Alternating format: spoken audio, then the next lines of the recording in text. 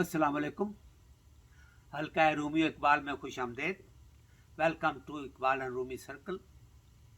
मिले हैं हमको आबाद से जो मोती इल्म व हिकमत के, हमारा फ़र्ज़ है पहुँचाएँ उनको अगली नस्लों तक। The pearls of knowledge and wisdom that we have acquired from our ancestors, it's our responsibility now to pass them on to our future generations. For the sake of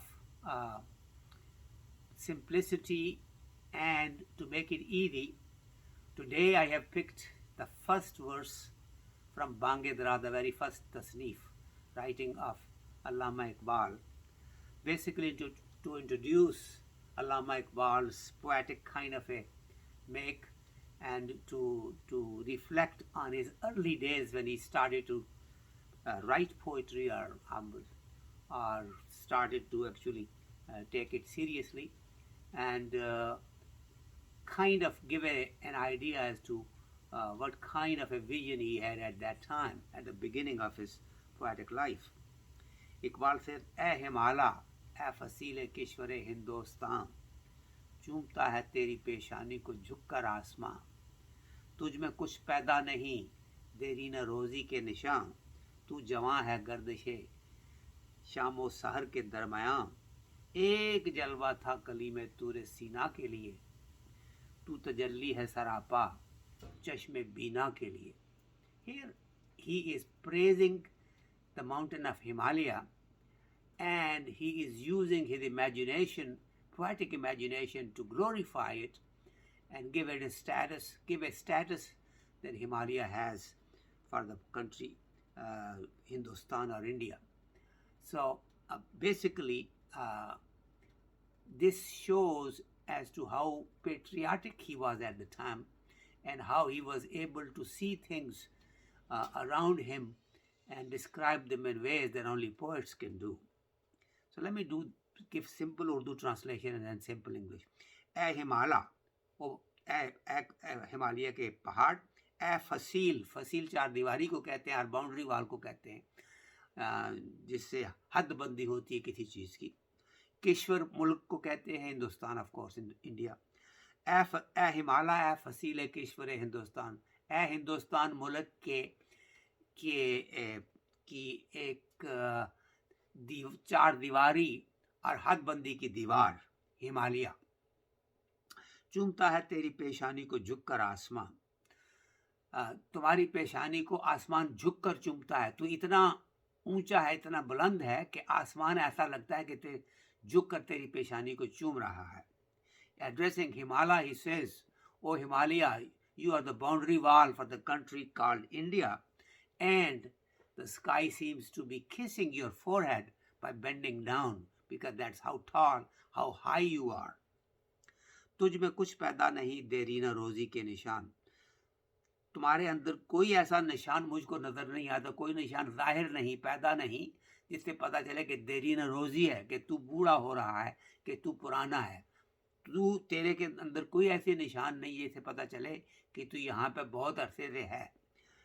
तू जवां है गर्दिश शाम सहर के दरमियान, तू इस शाम और रोज़, इस गुजरते हुए वक्त के दरमियान तू बिल्कुल जवान नज़र आ रहा है मुझको। So he addressing Himalaya, he says, "I don't see any sign in you that shows that you have been here for a long time or you are getting old or aged, but you look young. तू जवां है, you are young, गर्दिश शाम सहर के दरमियान, between the passage of day and night, between passage of time, between advancement of time, you are appearing to me very young and very strong. एक जलवा था कली में तूरे सीना के लिए, एक जलवा, there was only one sight to see.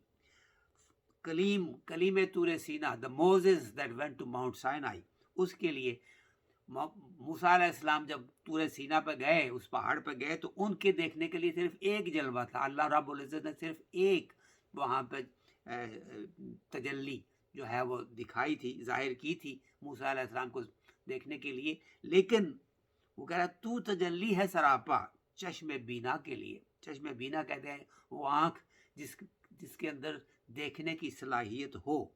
तू तजल्ली है, तजल्ली का मतलब यह है एक खूबसूरत देखने की चीज़, ایسا نظارہ جو کہ بہت ہی دلکش ہو، اور اس کے اندر کچھ تجلی کے اندر ایک تھوڑی کیا کہتے ہیں، ایک فطرت کا یا قدرت کا ایک مظہر بھی آ جاتا ہے اس ورڈ کے اندر، تجلی کے اندر. سراپا means from head to toe, from in totality. You are for an eye that has ability to see, you are basically a thing to see, a thing to observe all over. In totality, you are really worthy of being seen by somebody who really has ability to see you. So he is giving praises to Himala in a way that is only a poet can do. There are 8 verses like this. There are 8 such buns or pairs of 6 verses like this that go on and glorify the mountain of Himalaya. And this shows that even in the beginning of the poetry, Iqbal was such a visionary that he could see things and describe things in ways that were beyond anybody else's ability. So the way he glorifies Himalaya by his words is something that really is worth pondering over and worth observing. So we'll stop here until we meet again. Allah Hafiz. Assalamu alaikum.